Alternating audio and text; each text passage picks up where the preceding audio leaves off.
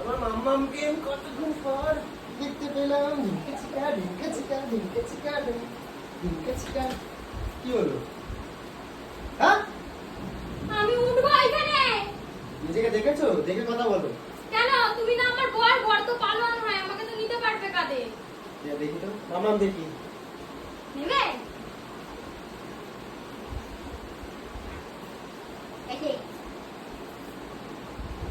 না না বাবা, পড়ে যাবো আমি। নাও নাও নাও দেখি। না গো না গো, পড়ে যাবো।